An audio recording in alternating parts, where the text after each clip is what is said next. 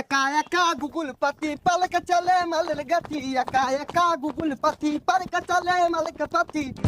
ওইটা থাম থাম, ভিডিও বুঝলি বিশাল বি হইব, কিন্তু কমেন্টে মুখ করবো। আরে বন্ধু, তোরা এবার ভাল বাতাস কে কি করতাছ রে না? বন্ধু, আমরা তো টিপটাপ ভিডিও বানাই হারছি। আর এটা টিপটপ ভিডিও না, টিকটক ভিডিও। আচ্ছা, তোরা যে সারাদিন এবার ভাল বাড়ি যে টিকটক ভিডিও বানাস, তোর কি কোনো কাম কাজ নাই? আরে বন্ধু, তুই জানোসি না এই টিকটক ভিডিওর পাশাপাশি আমরা এক একজন বড় বড় ব্যবসা করি না রে। দাহাসর বড় বড় ফ্যাক্টরির মালিক আমরা। আমার তো প্লাস্টিকের ফ্যাক্টরি আছে।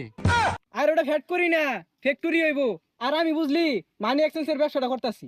আমার ব্যবসাটা এগর দুজনের থেকে আর বেড়া বড়। যা কপি চা সাপ্লাই সব আমার হাত দিও, আমি এই বিজনেসটা করি। যাক ভালো হয়েছে, তোরা তো তাহলে বিরাট বড় ব্যবসায়ী। তোরা টিকটক করতে না কি করবি? যাই আমিও যাই ঢাকা, তুই চাকরি বাকরি পাই নাহি।